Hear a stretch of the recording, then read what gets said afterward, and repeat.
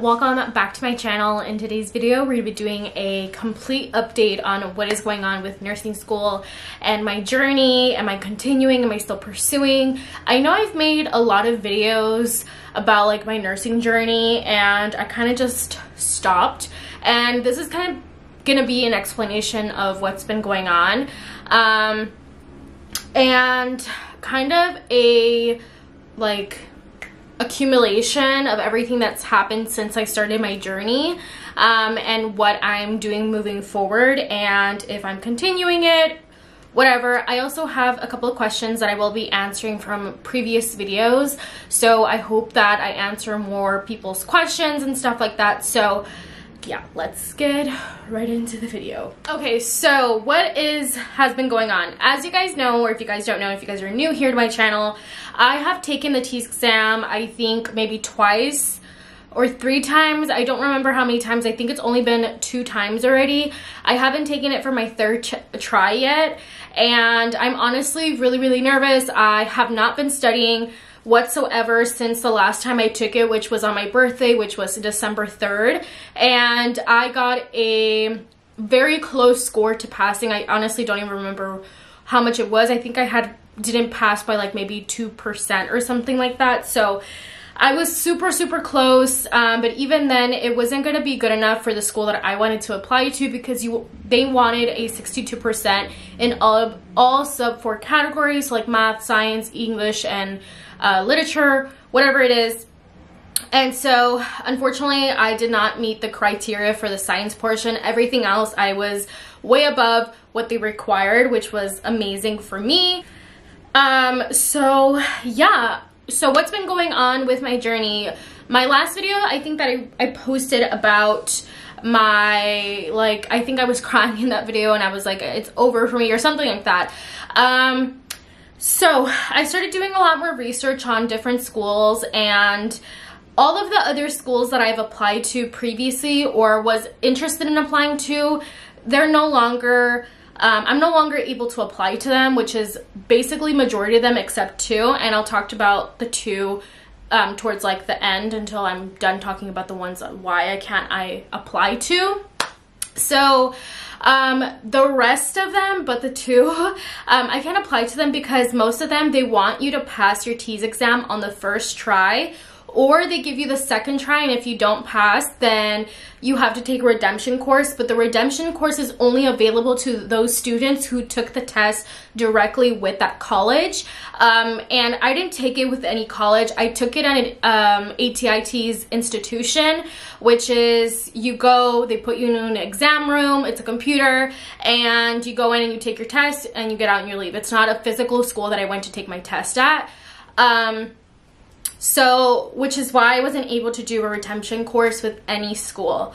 And a lot of the schools, for example, Long Beach, if you don't pass it at your 1st try at all, they won't accept you or anybody else. And I think it's because they're really strict and compact, like very compact, and they want competitive people to be joining, and unfortunately I'm not as competitive as other people who've passed it the 1st try, which is amazing, but that's just not my case. I will be able to retake the exam, I think in August, because by then it's already going to be 366 days, because it's a year is 165 days, and you need it 1 day after your original test date, and I took mine I think maybe the last day of August, I don't remember, but I will be checking on that. So I won't be applying to any schools until I pass my test in August, but I still have the chance to apply to ELAC's school. I can retake a test the 3rd time. I already have paid for a new exam, and all ELAC needs is for you to be above a certain percentage for each subcategory, which I said which was 62. I'm so sorry, I cannot talk today. Which was 62%, and so I will be studying for that very soon, but I am a little bit like conflicted, and here's why, and like all the stuff that has been going on. So the 2 schools that I'm able to apply to is East Los Angeles Community College and Santa Monica College. Santa Monica, the reason why I can apply to it is because they require a different test than the TEAS exam, and it's the, I don't remember what it's called. It's like the NLN PACS exam, that's what it's called. And that is actually the pre-entrance exam before you take your NCLEX, which is crazy that they're requiring that, and it's a lot different. It's more, this is what the counseling teacher told me, or not the counseling, this is what the counselor told me from that school.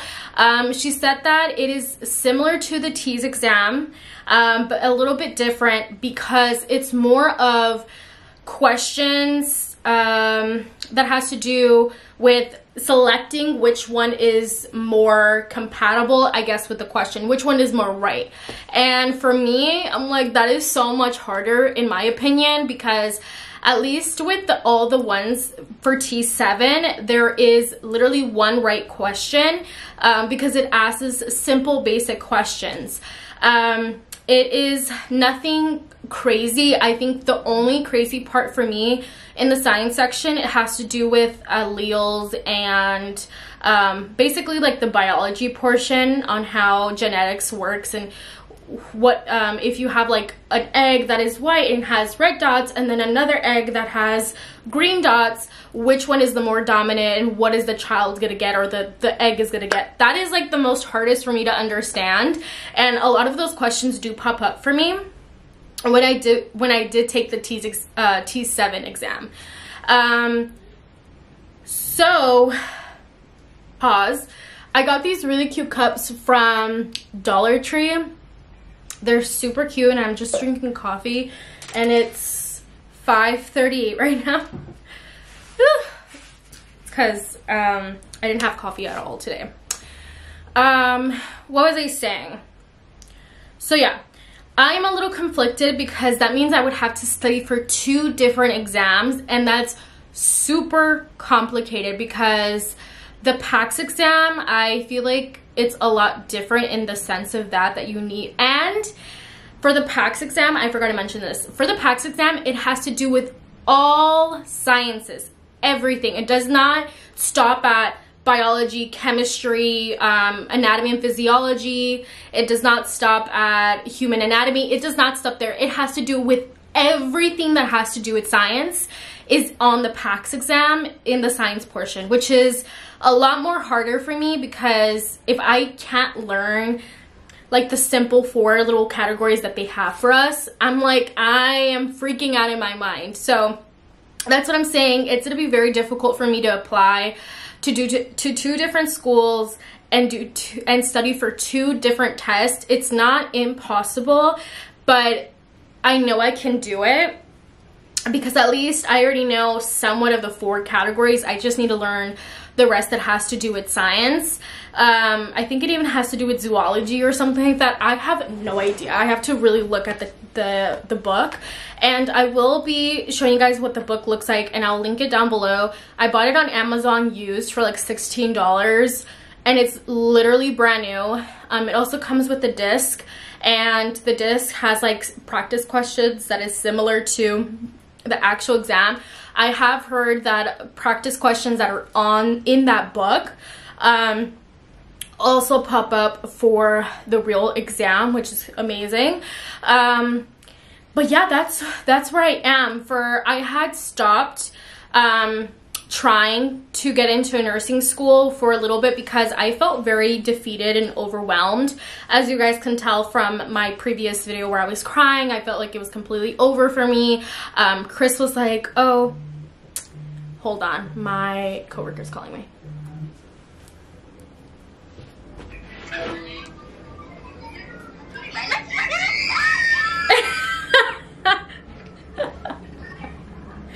Hi. Hi. So I think that's why you guys are buying the white one.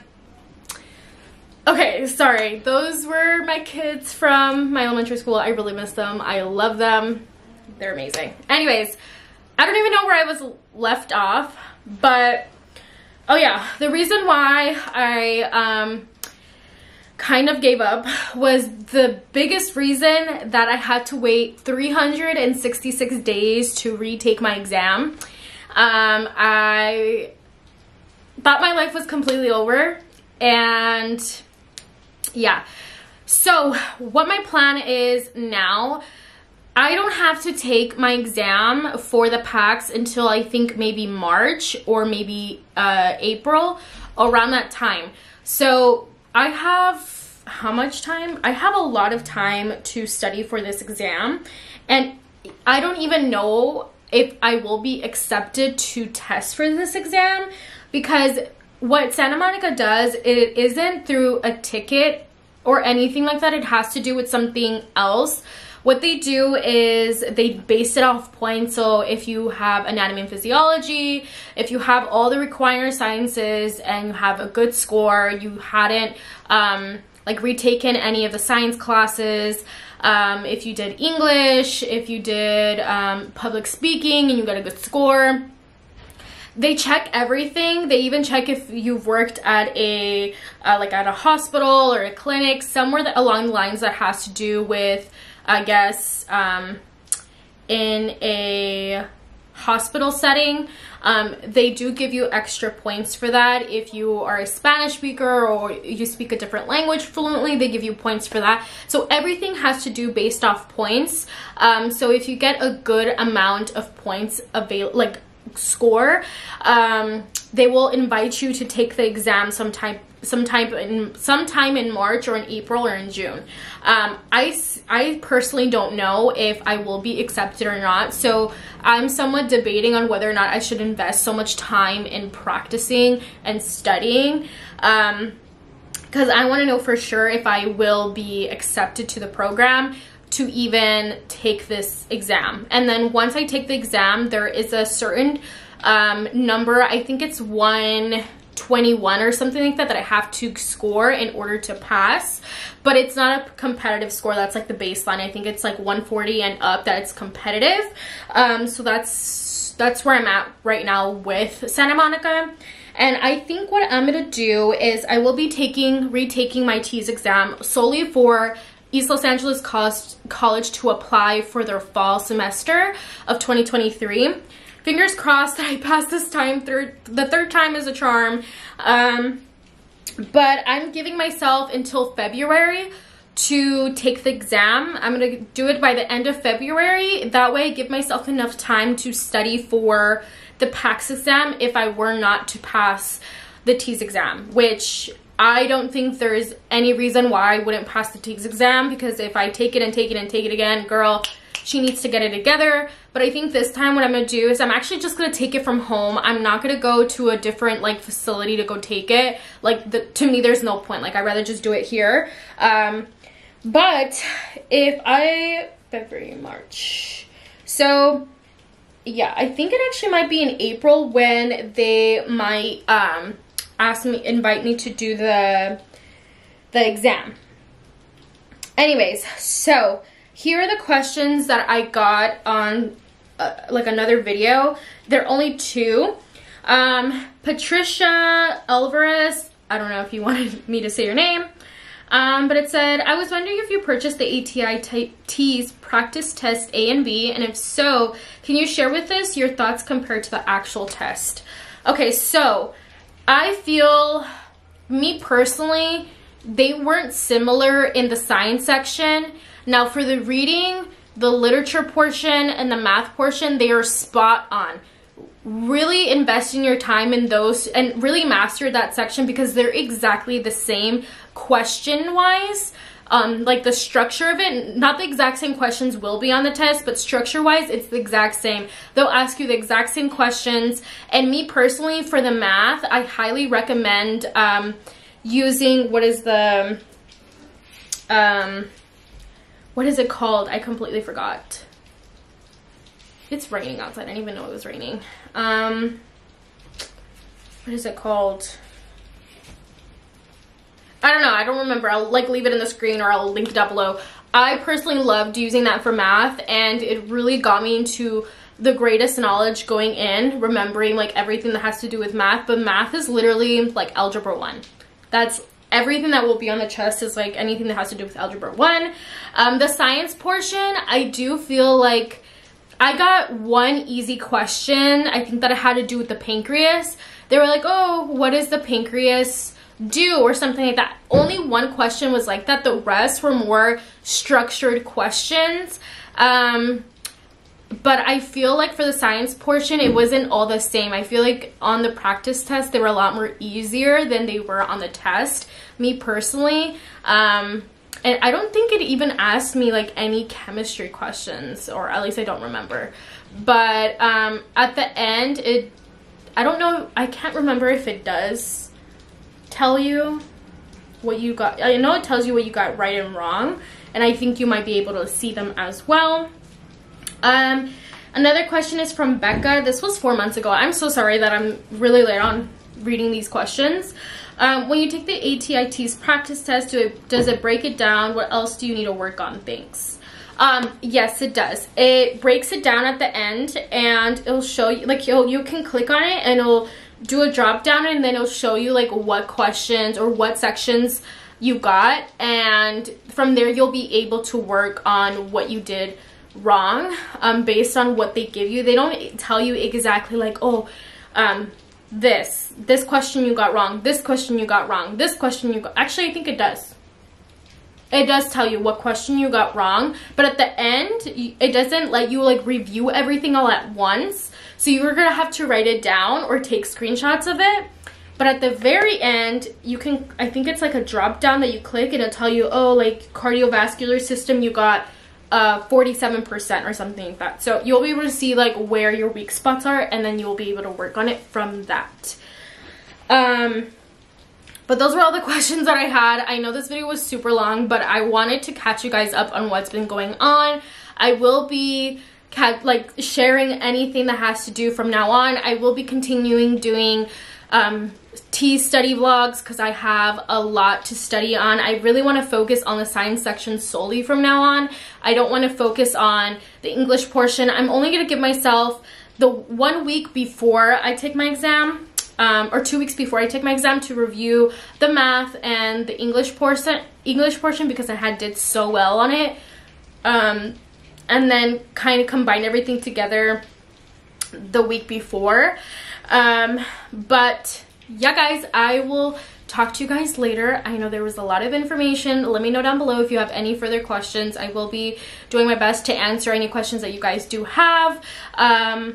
Just know that this is my personal experience. I have gotten comments that were kind of negative. I did delete them because to me, like, I don't need people coming in and being negative towards me because it's my personal experience, and if you don't like what I'm going through, then you don't have to comment or say anything mean. I just delete them. I personally don't have time to like give light to negative things because I get so many amazing comments in every nursing video that I make, and I really appreciate you guys so much. And yeah, guys, I will see you guys next time. Hopefully you guys enjoyed this video, and yeah, bye bees.